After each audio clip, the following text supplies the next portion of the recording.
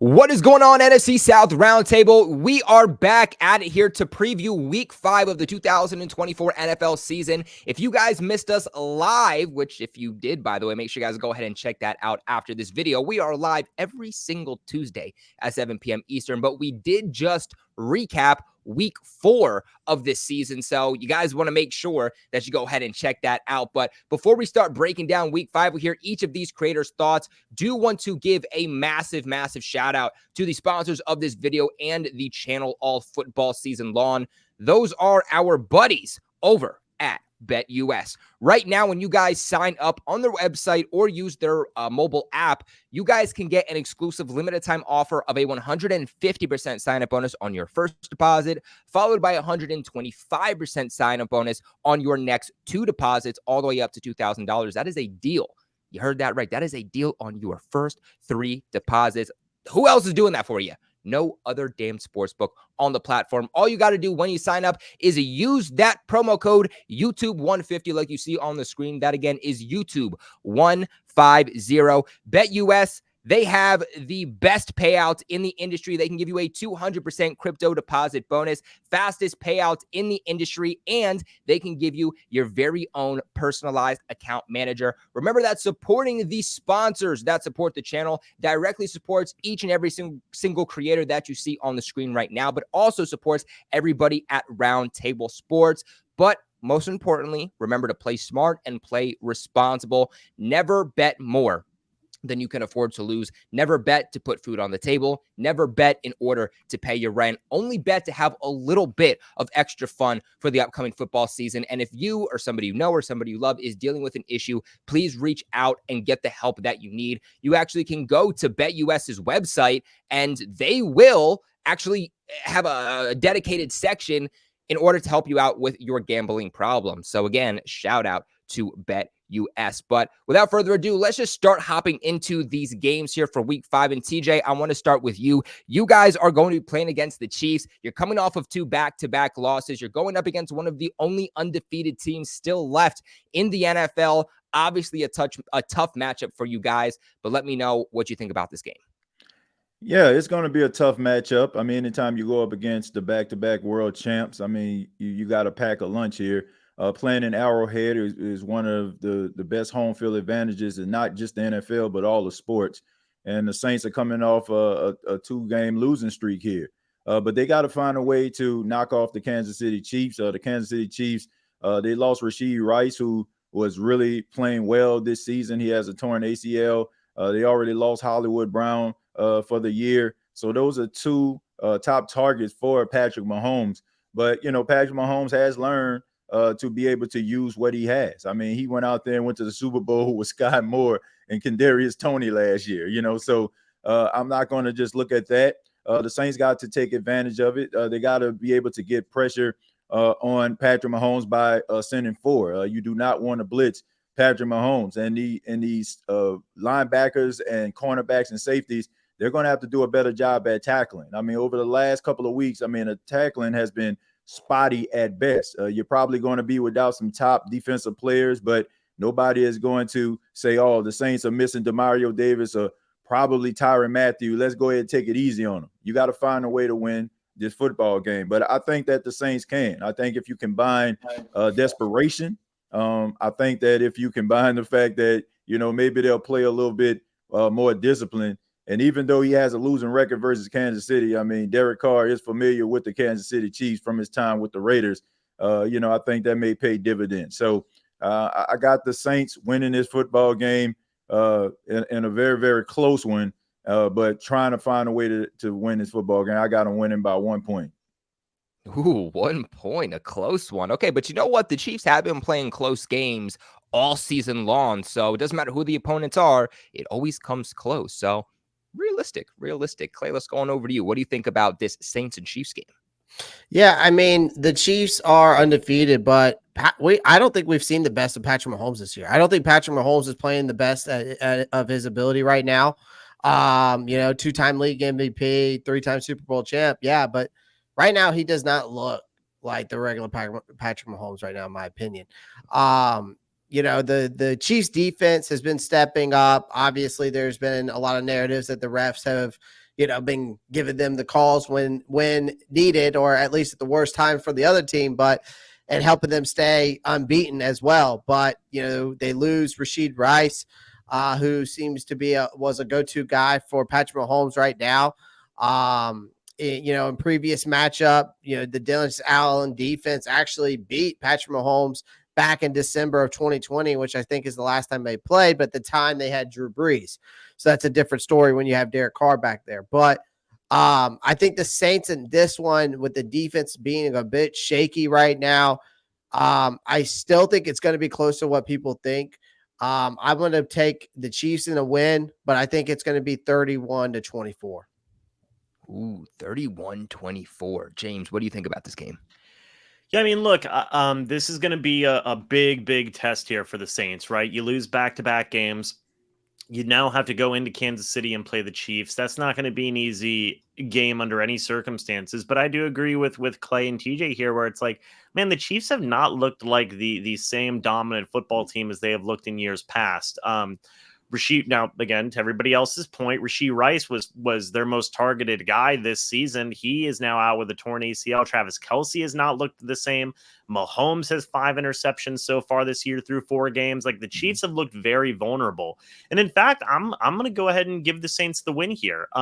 I will say that their defense has looked very good. The Chiefs defense, that is, but the Saints defense, I think, is really going to give this Chiefs offense fits, right? As they've done throughout the entire season so far this year. I've said it before, I'll say it again. I do believe that the Saints have one of the best defenses in the NFL.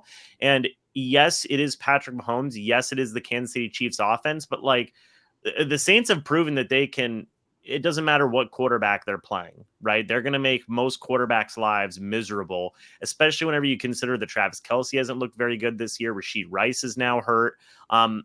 I see the Saints defense being very good in this game and making Patrick Mahomes absolutely miserable. And I think that the offense for the Saints will do just enough to win. Yes, the Chiefs do have a good defense in their own right as well, but I still go ahead and I'm going to give the nod to the Saints here in this matchup and pulling off the upset against the Chiefs. All right. And Smitty, wrap us up here with the Saints and Chiefs game. What are your thoughts? I agree with James and TJ. I think this is a sneak game for the Chiefs. And as I've been saying, man, the Chiefs are due for a loss. Mahomes only had 217 yards against the Falcons defense, and then they squeaked by the Chargers last week. So, it's due for a loss. But I think this game is going to come down to the 2 speed guys on each team, Xavier Worthy for the Chiefs and Shaheed for the Saints.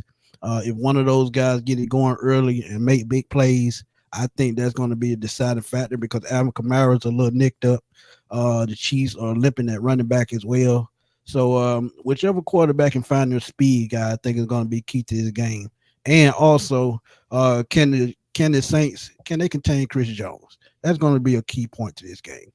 We know Trent McDuffie can ball out at cornerback, but if you can contain Chris Jones and find your explosive weapon, because Chris Olave may miss this game too, or he's going to play nicked up as well.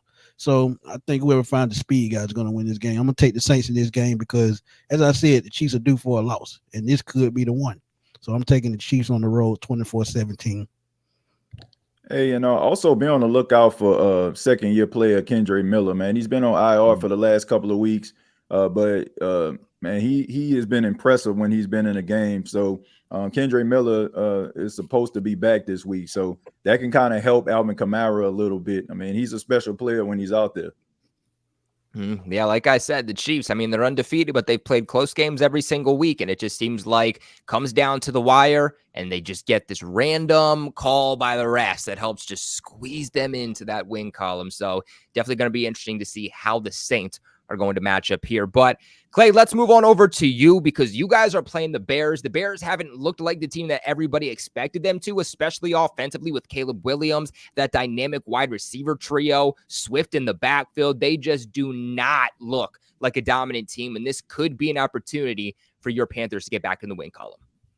Yeah, I think that this is actually I think this is a very good opportunity for the Carolina Panthers to get back in the win column. I think you got a struggling rookie quarterback who I told everyone that I didn't think he was worth the first overall pick. I kept telling people Jaden Daniels is going to be the best quarterback in this draft class, but what do I know? But Dave Canales, has turned things around fast ever since sitting Bryce Young. This offense looks night and day compared to what it did the first 2 weeks. This matchup is heated up due to the fact of the trade between the Carolina Panthers, for the number 1 overall pick for Bryce Young, and the Bears got Caleb Williams, multiple draft picks, but of course DJ Moore. So right now the Bears fans feel that they have everything riding on their shoulders. I think Young versus Williams is not, obviously that's not happening. So that whole anticipated showdown between top picks isn't happening. We're going to see Andy Dalton on his revenge tour. Meanwhile, you got Caleb Williams, who hasn't wowed anyone yet. So there's a lot of pressure on him to prove his worth.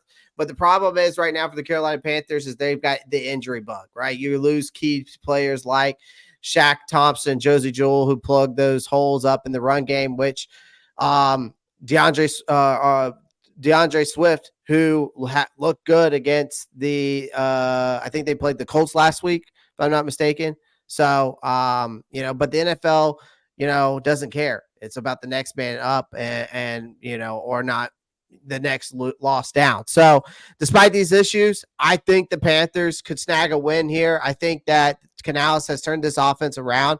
And I think with that being said, putting up 36 to 24 points the past 2 games, which is more than I think the Bears have done all season. So I think the Bears are underperforming right now. And I think if Canales can rally this team, exploit Chicago's vulnerabilities early, they pull out the win. Ooh, okay. James, what do you think about the Panthers and Bears?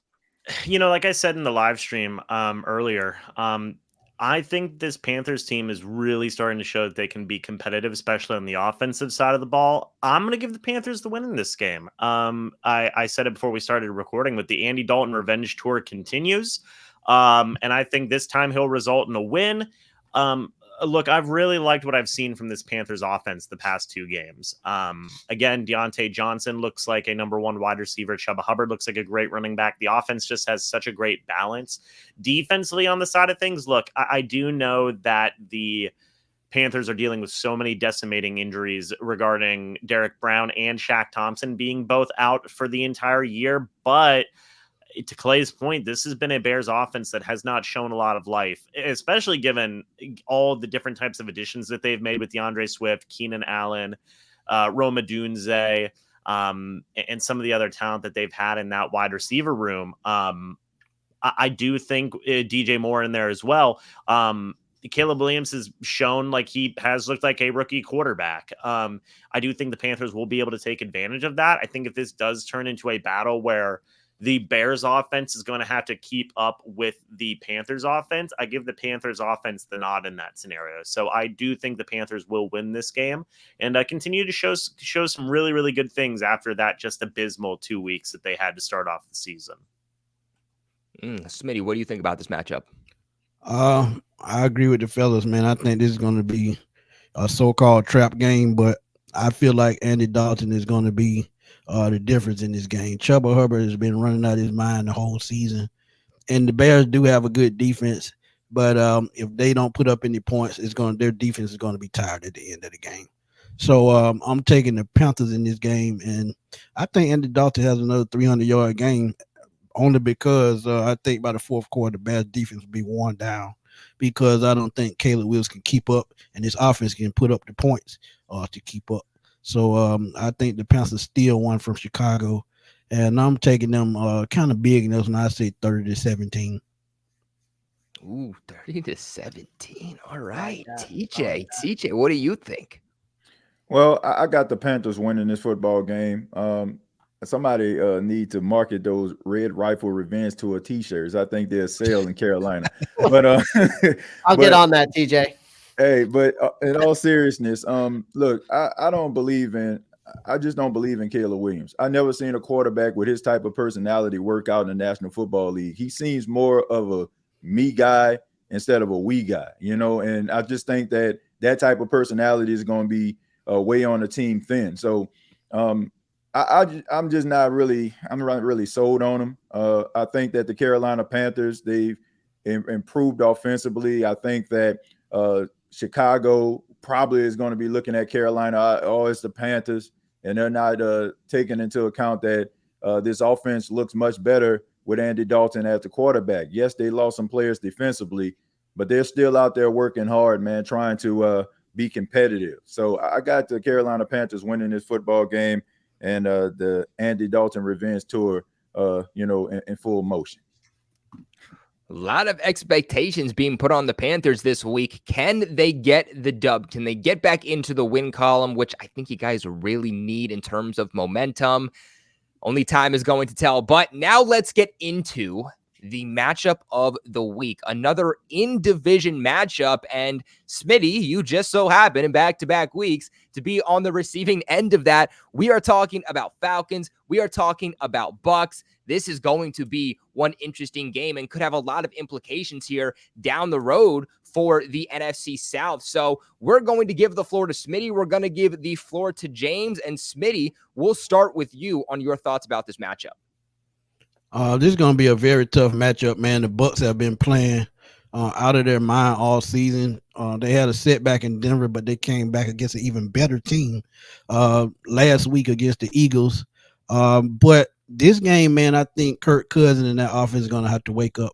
They're going to have to put the ball in the end zone. And as I've said before, and I'm still saying this, and I can't believe I'm still saying this, Tyler Algier is going to have to be key for this team to win this game. Why?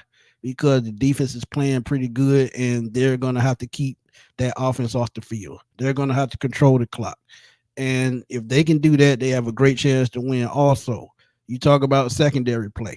AJ Terrell has played okay in the last couple of weeks, but this is the game that Jesse Bates and Justin Simmons are going to have to step up and keep Mike Evans and Chris Godwin in front of that, 20-yard range, because if they don't, it's going to be a long day.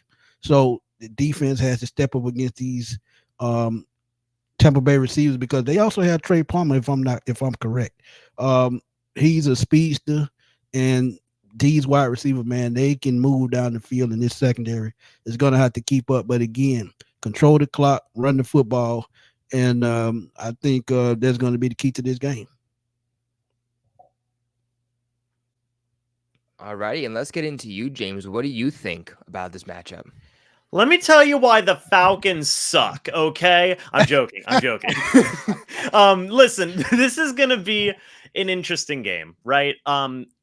This is going to be, first off, one heck of a matchup, I think. This is going to be an absolute war. The Falcons are coming off of a big win against the New Orleans Saints, where they went toe-to-toe. Division games are never easy, right? Especially in the NFC South. They are never easy. These games are always just absolute bloodbaths, absolutely incredibly tough games, right? When I look at the Atlanta Falcons and how they match up against the Tampa Bay Buccaneers, the first thing I think of is their defense. The Falcons have a very, very good defense. You still have a lot of good pieces there. You did trade for Matthew Judon. He's been a bit of an impact there on the pass rushing side of things for the Falcons. Their secondary, arguably one of the best safety duos in the entire NFL, with Jesse Bates III and Justin Simmons being back there. AJ Terrell looks like, and has been one of the better cornerbacks in the league, in my opinion. So this is not going to be an easy matchup offensively for the Bucs. They're going to have to get very creative. Smitty, to your point, Trey Palmer is probably going to miss this game with a concussion. In the case of Jalen McMillan, their third-round pick out of Washington in this most recent draft, he's dealing with a hamstring injury. So you have Mike Evans, you have Chris Godwin. After that, you did just promote Sterling Shepard to the active roster. He had 50 yards last week against the Eagles. He has a bit of a rapport with Baker Mayfield due to their time back at Oklahoma. He would probably be that third wide receiver going into this game. So you still feel decent about the Bucs wide receiver room there, but they are going to have to continue to do what they've been doing this year. That's get Chris Godwin involved in the slot. That's trying to get Mike Evans more involved and maybe get some help from guys like Cade Otton, who's been a bit more involved here in the past couple of weeks. I believe Troy Anderson is dealing with an injury now. So the Bucs may be able to take some type of advantage with that by getting Cade Otton more involved, but you've also got to rely a bit more on your running backs as well, Bucky Irving and Rashad White. The one thing the Falcons like to do just as a team as a whole is take control of the clock. We saw that throughout the past couple of weeks where they want to use their run game. They want to use Bijan Robinson and Tyler Algier to kind of grind down the clock, to grind down the defense and take advantage of this. The Bucs cannot let that happen. They cannot let that happen. So they've got to be quick. They've got to score and be as efficient as they can be on the offensive side of the ball. Now, going up against the Falcons offense for the Bucs defensively, look, the Bucs are still banged up. Antoine Winfield Jr., he might be back for this game, might not. We'll have to wait and see. Similar thing with Kalijah Cansey. If those guys are able to play, even if one of those guys is able to play, that's huge for the Bucs defense, right? To be able to get one of your star players back defensively would be huge. Let's just assume for the sake of circumstances with a short week that neither one of those guys can play, right? Jamel Dean's going to have a big opportunity or a big job in terms of covering Drake London. But man, you've got to worry about Darnell Mooney. Smitty talked about it in our live stream earlier yesterday. This will be uploaded the day after the live stream. Darnell Mooney has been a fantastic deep threat for the Falcons so far this year. You're going to have to use Zion McCollum, probably even one of those safeties, be it Jordan Whitehead and Christian Izzy, and communication is going to be so key for the Bucs offensively because Darnell Mooney can beat you for a 50-yard pass like it's nobody's business, right?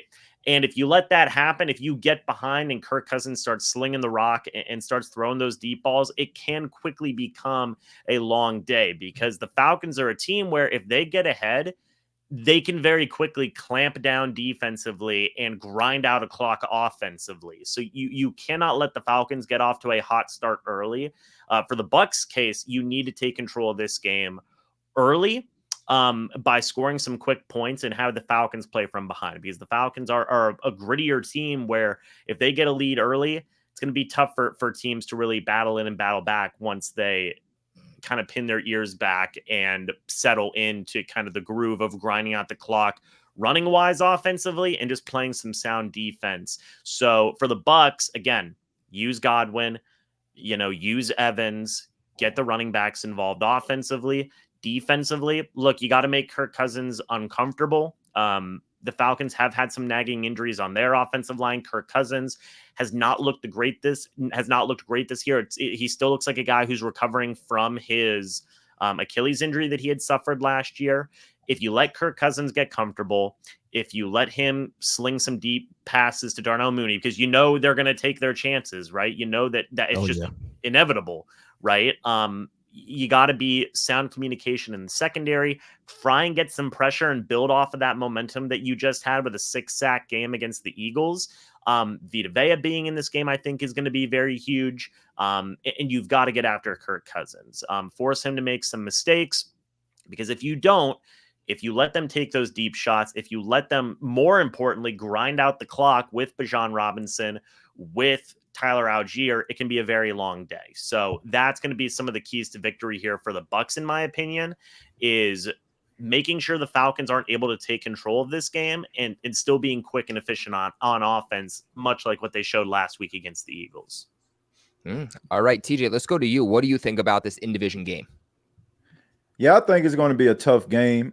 I think that the Tampa Bay Buccaneers this time around probably will get the victory. I just think that Tampa Bay, they have shown that they're one of the best teams in the NFC, and I feel like all of these teams, regardless of, winning streaks or finding their groove, I mean, Tampa has found their groove for the little bit of the setback they had against Denver. Other than that, I mean, they've been pretty consistent. And it seems like this is a team that has chemistry. This is a team that's sure of themselves. They feel like they belong. And it's like they're trying to show the NFL world that they do belong. And it wasn't a mistake that they won that wild card game and was a few plays away from going to the NFC Championship. So they're playing like it. I think as far as Atlanta, they won against the New Orleans Saints, but this is a team offensively that is still trying to figure it out. And if you go out there and have a performance or close to a performance when it comes to the passing game, throwing the football the way that they did, then they're going to get blown out. And I hope that's not the case. But I agree with what Smitty said, that the key to victory here is Tyler Algier. I don't know the status of Bijan Robinson. I mean, it seemed like I know he had a shoulder injury last week and he's dealing with something else. So I don't know exactly if he's going to be 100%. So you might roll with Tyler Algier more in that game, but they're going to have to find a way to control the time of possession here and also play that sound defense, the type of defense they played in the second half against the New Orleans Saints. Because if they don't, then, and you get Baker Mayfield hot,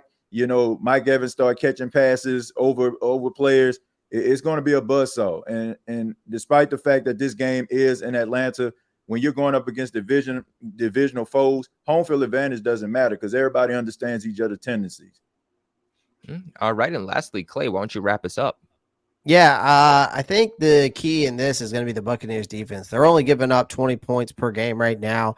Atlanta's pass rush, though, has to be better. They've only had 4 sacks all season long. So, and you're going up against a shaky offensive line. And Mayfield, to me right now, again, not like I alluded to in the live stream yesterday, that, you know, Mayfield should have plenty of time to make, plays against this underwhelming defense, and he's playing that at an MVP level right now. The Falcons are relying on Kirk Cousins, but he's not really striking fear into opponents like he normally has. He just doesn't look the same coming off that Achilles injury. Bijan Robinson, again, like they said, if he's healthy, he can make things interesting. And it won't, but I just feel like it's not going to be enough to save Atlanta right now. I think if Atlanta wants a shot at keeping this game close, you got to put pressure on Baker Mayfield. And the Bucs O-line is very vulnerable right now. It's allowing the 4th most sacks in the NFL. So, you know, the Falcons have to wake up on that defense. But for me, this NFC South matchup could be tricky because the Buccaneers, I just think right now, are simply the better team here.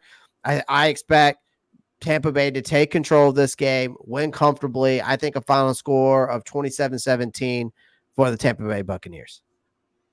Ooh, all right, guys. Well, that is going to end it here for our Week 5 previews, but we want to hear from you guys in the comment section below. Let us know who you think is going to win this in-division matchup. Let us know who you think is going to win for the Saints and the Chiefs. And of course, the Panthers and the Bears. We want to hear from you in the comment section below. Get active, but of course, make sure you guys also subscribe to the channel for all of your NFC South news. You can catch us live every single Tuesday at 7 p.m. Eastern and a pre-recorded video to drop later on in the week. Remember to leave a big like on the video because that also really helps to support us. Make sure you guys go ahead and check out BetUS using that promo code YouTube150 when you sign up in order to get a 150% sign-up bonus on your first deposit, followed by 125% sign-up bonus on your next 2 deposits, all the way up to $2,000. That is a deal on your first 3 deposits. But we appreciate you guys so much for watching. We will see you live next Tuesday